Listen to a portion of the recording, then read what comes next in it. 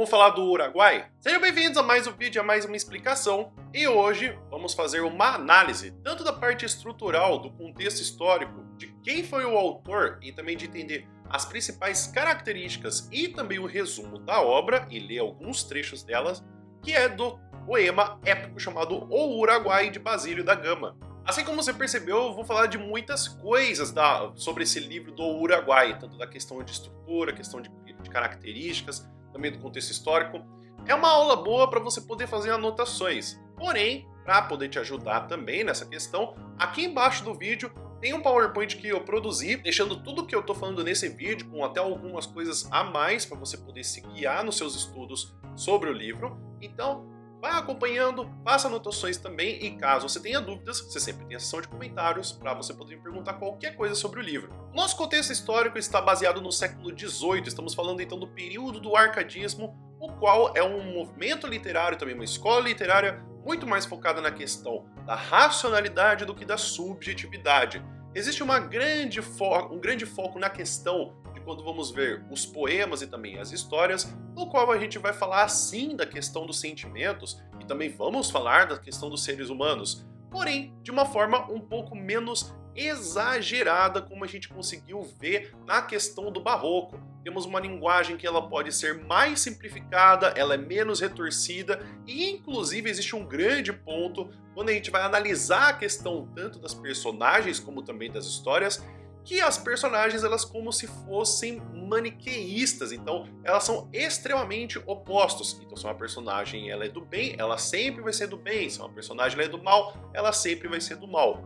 Assim como características do arcadismo, temos a questão tanto de se falar da questão da natureza e da paisagem que ela está presente, assim como também temos a questão dos princípios morais. Então a gente vai perceber isso ao longo de todo o poema. A obra foi publicada em 1769 por Basílio da Gama, que utilizava o pseudônimo de Termindo Cipílio.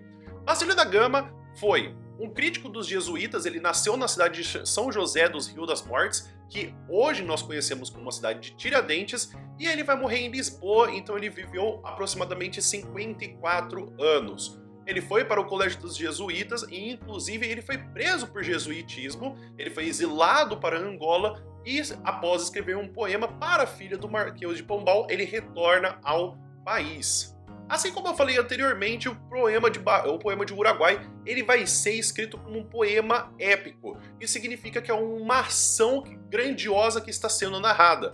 Esse poema ele foi registrado nos mesmos moldes do que a gente tem dos Lusíadas de Camões. Então isso significa que muitas coisas vão se manter na escrita, assim como também no foco do que vai se escrevendo. Então nós vamos ter uma invocação, nós vamos ter também uma saudação, vamos ter também toda a narrativa e no final vamos ter uma peroração. Então é como se fosse todo o modelo que a gente teve no poema épico de Camões transferido para o Uruguai numa perspectiva brasileira do que seria a viagem dos Lusíadas representada para o povo brasileiro. Basicamente, a história inteira vai se focar na narração da luta contra os índios das missões que se recusavam a sair das terras. Eles, inclusive, estavam nesse processo da passagem das terras, nesse processo que existe dessas terras entre delimitações portuguesas e delimitações espanholas. O que acontece também é que Basílio da Gama ele vai fazer uma crítica também aos jesuítas pelo ponto de vista que eles não defendiam os direitos dos jesuítas. Nesse início que temos do arcadismo, estão conversando bastante sobre a questão de estipulação de direitos aos cidadãos. Estamos também falando sobre direitos que são inerentes a qualquer ser humano que ele nasça. Então a gente vai ter com o começo que essas ideias que vão ser trazidas pelo iluminismo, e o que vai acontecer é que infelizmente os jesuítas apenas se aproveitam da mão de obra dos indígenas, fazendo então com que eles fossem escravizados e que principalmente houvesse uma morte e uma exploração muito forte em cima deles.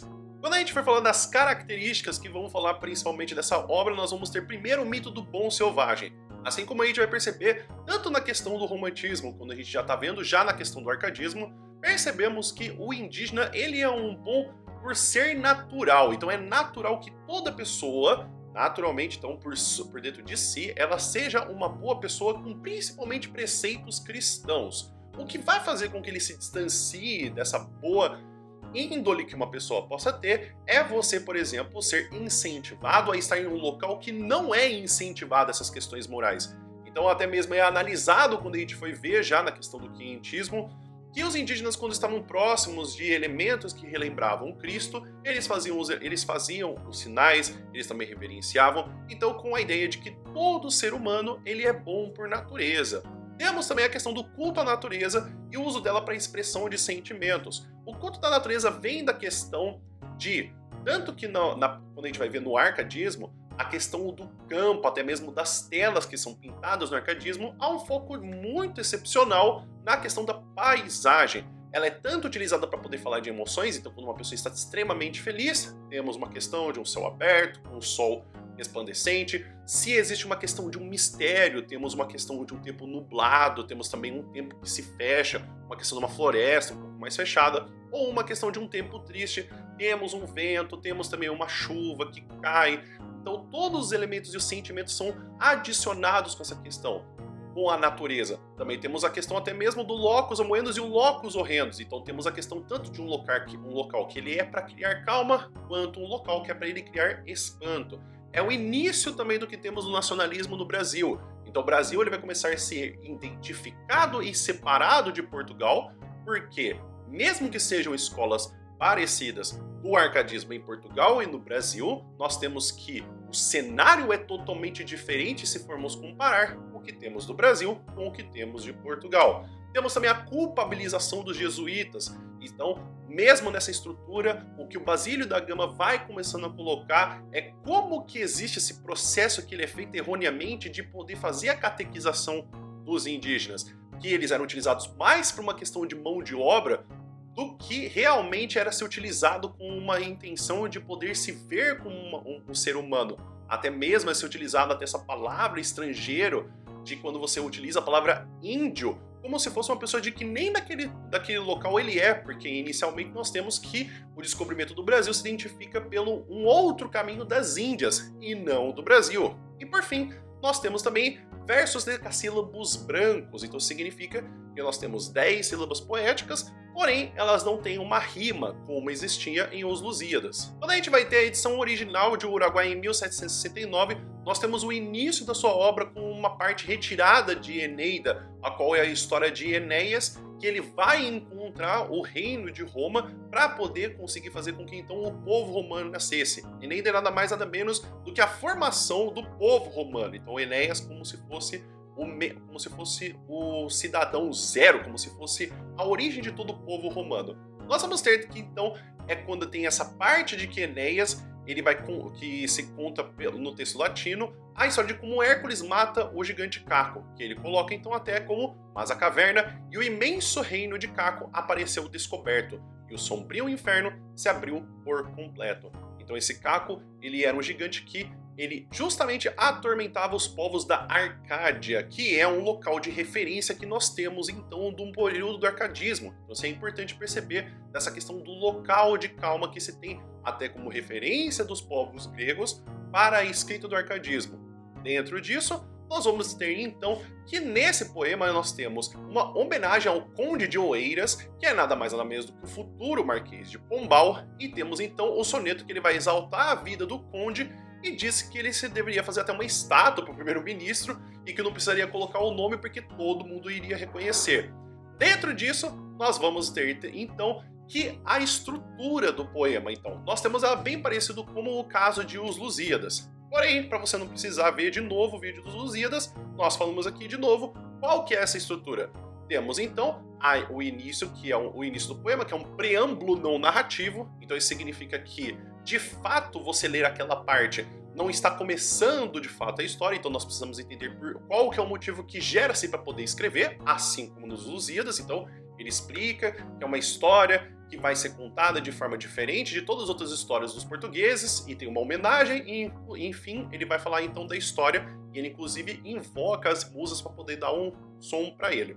Quando temos o Uruguai, nós vamos ter então o proêmio, a invocação, proposição, um verso de transição e uma dedicatória. Essa dedicatória ela é feita a Francisco Xavier de Mendonça Furtado, que é o irmão do futuro Marquês de Pombal. E nesse primeiro bloco da dedicatória, o o Basílio vai pedir a proteção de Mendonça e exalta até mesmo os próprios irmãos, Sebastião e Paulo Antônio de Carvalho e Mendonça, que é o inquisidor-mor de Portugal. Dentro dessa ideia, a gente vai ter então que a narrativa de fato ela vai começar no canto 2, mas é toda uma forma para a gente poder conseguir entender então que há uma exaltação tanto do povo português, temos a crítica aos jesuítas, e então também temos o que seria a questão da formação do início, do que seria o domínio brasileiro, num ponto de vista de como os indígenas seriam celebrados e relacionados com os povos brasileiros. O final do livro ele é marcado por uma peroração, que é justamente uma conversa que existe entre o autor e o texto, falando de uma relação que esse texto se garante. Porque a partir do momento que temos a retomada das origens, que é da Arcádia, que seríamos como o clássico, que ele tem como essa tradição europeia, ele se marca num novo território, com uma nova perspectiva e novas personagens e novos valores, que é a descoberta do desconhecido que é marcado pelo povo americano, dando então esse poema com uma excelência para as futuras gerações, de que esse poema ele será lembrado e ele será cantado. Bom, não é à toa que a gente estuda ele até hoje, quando a gente fala de literatura brasileira. Canto número 1, então essa obra é dividida em 5 cantos e vamos falar então inicialmente do resumo do livro. Vamos para o canto número 1. Quando temos o canto 1, nós temos a evocação da vitória do futuro conde de Bobadilla, que ele vai ter sobre os povos da margem do rio Uruguai, que antigamente era chamado de Uraguai, daí o nome do livro. Temos então que a história volta para um momento que o Andrade, que é o conde ao qual a gente tem essa homenagem, ele estava transportando material para os espanhóis, para poder ter então esse retorno que ele teria, para poder continuar com a sua missão. Porém, a gente vai ter então essa leva dos mantimentos por Andrade, que fazem um desfile para os inimigos do tamanho do exército, para que eles possam se assustar, se impressionar com esse tamanho de exército. Inclusive, Andrade ele tem um banquete com Catani e pergunta sobre os jesuítas. Ocorre um ataque dos indígenas e dentro disso o Andrade vai fugir, esperando o general espanhol, e fica sabendo que o general espanhol ele não iria aparecer e era para, inclusive, esse português recuar. Assim como temos, né, o Andrade ele vai se enfurecer, ele avança e começa uma guerra contra a natureza e uma enchente no rio Jacuí. Então, ele, retomando esses elementos que tem, inclusive, do povo português, que vai ser relembrado lá na questão dos Lusíadas, temos esse embate do homem contra a natureza, principalmente da questão do português, que ele faz até mesmo nos Lusíadas, que ele passa pelo Cabo das Tormentas, que vira o Cabo da Boa Esperança, que ele descobre o desconhecido, ele não se acovarda e ele não foge. Então Andrade, ignorando todas as questões que o general espanhol não iria enviar mantimentos, não iria enviar reforços, e que pediu inclusive para ele recuar, Andrade vai pelo sentido oposto e que vai avançar e que inclusive não vai se recuar e dar como vencido. E até para a gente poder conseguir reconhecer, então, esse uso da natureza, até mesmo da formação do que temos do caráter português, tem aqui um trecho para a gente poder reconhecer. Então, tanto a parte que o nosso conde ele vai receber, o Andrade ele vai receber essa mensagem de que hoje o exército espanhol não apareceria para poder dar reforço.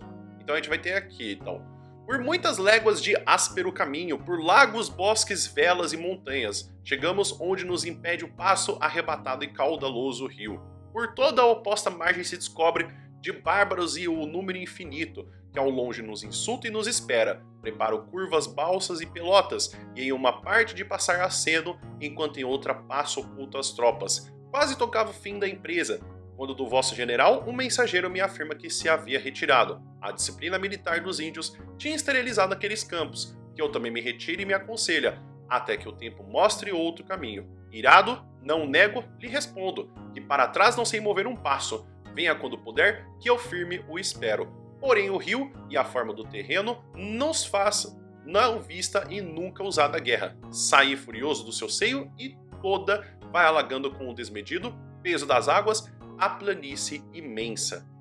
Então a gente pode perceber então aqui que nessa parte a gente tem até essa frase que ela é muito gloriosa, né? Que ele falando que ele não sabe dar passos para trás, como se sempre fosse o motivo de que ele fosse para frente, como um povo desbravado e destemido. Temos então a questão de que está se colocando como um dos problemas que aparece no canto 1, ao qual Andrade vem para poder fazer a demarcação de terras, tanto dos espanhóis quanto dos portugueses. porém que os jesuítas estavam utilizando os indígenas como uma forma de poder ter um enriquecimento próprio e que estavam fazendo guerras entre esses indígenas e ignorando essa delimitação e demarcação de terras, a qual Andrade ele começa a avançar, mesmo que o general espanhol dissesse para que ele recuasse, até mesmo porque tanto o tempo não estava sendo ao seu lado, então não estava o ajudando, também como até os indígenas fizeram com que a terra fosse inútil de ser utilizada, então ele como se ele fosse inimigo, tanto da própria natureza brasileira, como também dos povos que estão ali.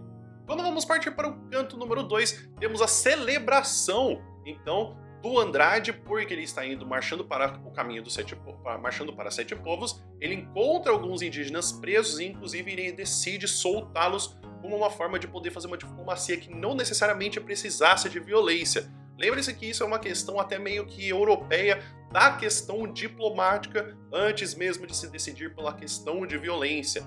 Então, os indígenas eles são liberados, agradecem Andrade e ele é celebrado por sua nobreza. Ele depois vai ser encontrado com Cacambo e Cepé. Então são dois indígenas que inclusive a gente vai ter até uma questão de tríade. Então nós temos esse número 3 que sempre vai aparecer com frequência depois desse livro.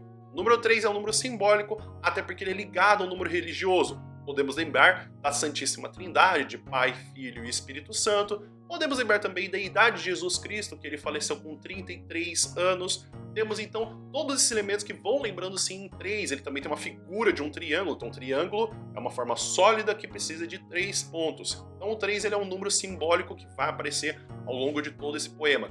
Temos também então a identificação e a fala de cada uma das personagens que aparecem nesse canto. Cacambo ele é um indígena e ele critica a crueldade dos brancos pelas terras específicas dos indígenas. A gente vai ter que Andrade ele quer paz, mas ele não quer perder o poder. Então a gente vai ter que ele diz que os padres formam um império tirânico, inclusive ele proclama-se o representante do rei português Dom João V, e o Cepé reclama pelo direito natural da terra e do seu poder. O Andrade, apesar disso, presenteia os dois indígenas, mesmo que ele não quisesse perder o poder.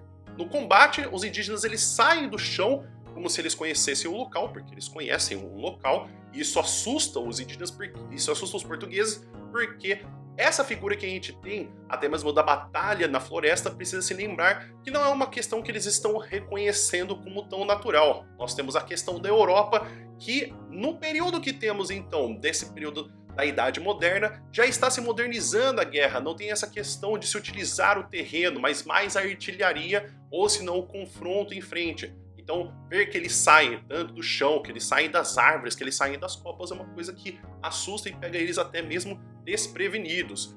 E nós temos então que aparece Baldeta, que ele é afilhado do padre e que ele é impedido por Gerardo. Gerardo tenta atacar até mesmo Baldeta e é confrontado por Tatu-Guaçu, que ele é identificado como um indígena, que ele é puro. Então a gente tem até mesmo a questão de indígenas que são mestiços, que eles são colocados como aspectos inferiores aos indígenas que são puros. Então temos esse problema também da questão da miscigenação no Brasil. E os indígenas recuam e ficam apenas os mais bravos, como por exemplo o Cepé, que apareceu antes na questão da conversa, que ele tinha falado pelo direito natural. Depois disso, os espanhóis eles pedem rendição e não recebem resposta. O Cepé ele tenta resistir após muitos ferimentos, então ele cai uma vez, levanta, cai, levanta, cai, levanta. Então são 3 tentativas que ele tenta levantar, 3 vezes que ele cai, novamente a numeração do 3. Então ele deixa apenas Cacambo, Caitutu e Tatu-Guaçu. Então, vitoriosos ficam os espanhóis. A partir daí temos então o canto 3, que vai aparecer como uma das formas que a gente tem após a batalha, então no período noturno, e que Andrade ele vai para 7 missões e ele vai acampar próximo ao rio Uruguai, mais uma vez que ele é o mesmo rio Uruguai que temos, esse é o nome de antigamente. Cacambo ele estava próximo, ele inclusive ele tem um delírio que ele vai depois dormir e ele reconhece Cepé ainda machucado da sua batalha e diz para ele que ele tem 2 opções, ou ele podia se acovardar, ou senão ele podia atacar.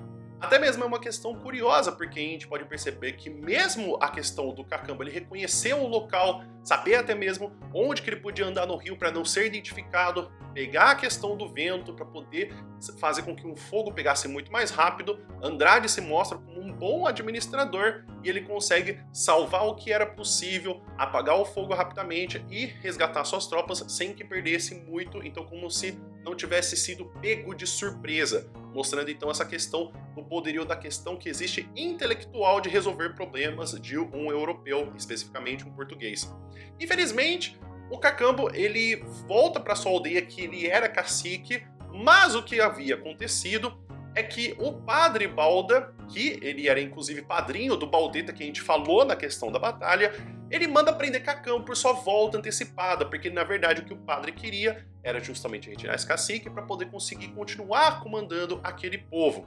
E aí ele mata na prisão com um licor envenenado, que inclusive o que acontecia é que era Lindóia, que era a sua esposa, não consegue ver ele antes da morte. O que vai acontecer dentro desse canto 3 é que Lindóia ela vai procurar ainda com a ajuda da feiticeira Tanajura como que ele poderia se reencontrar com Cacambo. Infelizmente o que acontece é que uma visão aparece para a Lindóia, que é nada mais nada menos do que Marquês de Pombal reconstruindo Lisboa depois do terremoto que aconteceu.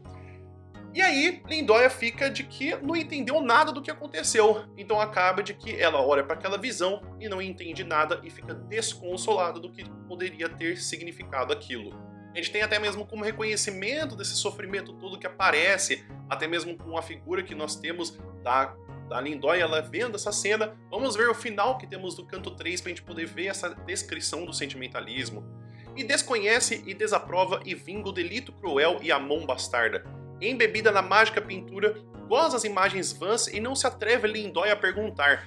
Vê destruída a república infame e bem vigada a morte de Cacambo. E atenta imóvel apacentava os olhos e o desejo. E nem tudo entendia, quando a velha bateu com a mão e fez tremer as águas. Desaparecem as fingidas torres e os verdes campos, nem já deles resta leve sinal. Debalde os olhos buscam. As naus já não são naus, nem mar, nem montes, nem o lugar onde estiveram. Torna ao pranto a saudosíssima Lindóia, e de novo outra vez suspira e geme, até que a noite compassiva e atenta, que as magoadas lástimas lhe ouvira, ao partir sacudiu das fuscas asas, envolto em frio orvalho, um leve sono, suave esquecimento de seus males. Então a gente pode reconhecer aqui então como a imagem do arcadismo, dessa questão que temos então, tanto da questão da representação da natureza, como formas que temos de poder identificar da questão do Brasil, assim como também temos dessa forma de colocar-se para frente na história de Portugal, porque até mesmo em Os Lusíadas, a questão do canto 3 é que no meio da viagem,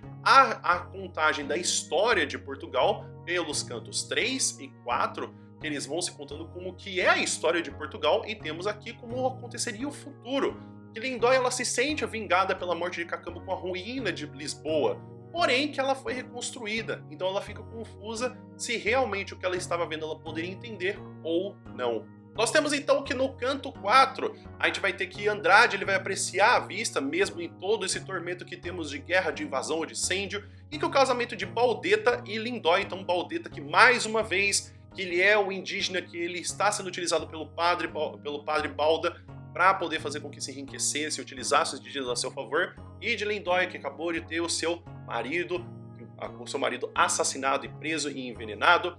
Então aí aparecem os indígenas que são amigos na cerimônia. O que vai acontecer é que Lindóia ela foge para a floresta confusa. O Caitutu vai encontrar Lindóia, porém já morta. Então ela foi picada por uma cobra e ela acaba falecendo nesse local. Temos então que Balda descobre o suicídio e expõe o corpo às feras. Então Balda dá ordem de retirada e de queimar tudo, principalmente a tenda de Tanajura, com ela dentro, que é a senhora que tinha feito como ela, para ela poder conseguir fazer com que tivesse contato com o seu antigo marido. Então temos essa forma impiedosa de perdoar, como se fosse praticamente infiéis ao poder que existia desse padre, em busca de vingança. O Andrade vê tudo em cinzas e inclusive ele chora pelas imagens sagradas destruídas. Então que existia tanto na questão que ele chora, não só pelo fato de que aconteceu com os indígenas, mas como as imagens ligadas ao catolicismo foram destruídas pela vingança de um padre e que ele chora por reconhecer os seus elementos que tem como português. Nós temos então que o lírico pede forças ao gênio inculto da América para poder continuar a história, assim como isso também aconteceu nos Lusíadas. Temos também até mesmo um quadro que foi feito por José Maria de Medeiros que representa como a morte de Lindóia. Não só essa morte ela é simbólica pela questão que temos também, como até mesmo a indígena Caitutu, ela dobra a ponta do arco 3 vezes para poder matar a cobra, mas como ela percebe que até mesmo sua morte ela é muito bonita, não só pelo fato de que ela morreu de saudade, morreu de amores, é uma questão do sofrimento que temos muitas vezes que se retorna na literatura brasileira, mas muito mais na literatura portuguesa, e temos como a renovação da história do Brasil. Então temos aqui uma imagem que aparece também até com um quadro, que tem essa questão de se falar tanto da questão da figura indígena, que é colocado diferentemente da questão que temos em outras histórias, como é o caso do quinhentismo, não como uma figura que ele aparece como uma questão de uma análise, mas como personagens que aparecem em histórias com questões tanto de você falar de dilemas, quanto você falar de ensinamentos. E finalmente no último canto, que temos então, Andrade vai encontrar então as pinturas da Companhia de Jesus com suas façanhas, que inclusive aparecem vários crimes, como morte de reis, morte de jesuítas, manipuladores e comércio clandestino. Dom Sebastião também é representado na Batalha de Alcácer Quibir, que é beneficiada para que os espanhóis vencessem. Então, Dom Sebastião é uma figura que aparece na literatura portuguesa frequentemente como uma forma de que ele deveria retornar para que Portugal voltasse à sua glória. E temos então que Andrade apressa e busca surpreender os indígenas, ele encontra inclusive os indígenas e os jesuítas, que inclusive estava abandonando esses indígenas. Andrade prende os jesuítas, poupa os indígenas que se demonstram inclusive gratos, voltando então àquele elemento do mito do bom selvagem. Então, naturalmente, o ser humano nasce com essa marca de bondade moral. Temos então que o poema finaliza com a exaltação da natureza pelos europeus, que é a questão da Arcádia, e inclusive do desconhecido pelo elemento dos americanos, que formaria então essa nova questão da brasilidade, que seria um pouco mais discutida na questão do romantismo. E até para a gente poder reconhecer essa parte que existe então do final do que temos do poema, para a gente poder conseguir então reconhecer esses elementos que falam como se fosse da eternidade que temos essa obra. Então, serás lido, Uruguai, cubra os meus olhos, embora um dia a escura noite eterna. Tu vive e goza a luz serena e pura. Vai aos bosques de Arcádia, e não receis chegar desconhecido àquela areia. Ali de fresco, entre as sombrias murtas, urna triste a Mireu, não todo encerra. Leva de estranho céu, sobre ela espalha, com a peregrina mão barbas flores, e busca o sucessor que te caminhe ao teu lugar, que há muito te espera. Então temos até mesmo essa figura de Mireu, como é um pseudônimo do poeta italiano Michel Giuseppe Morei,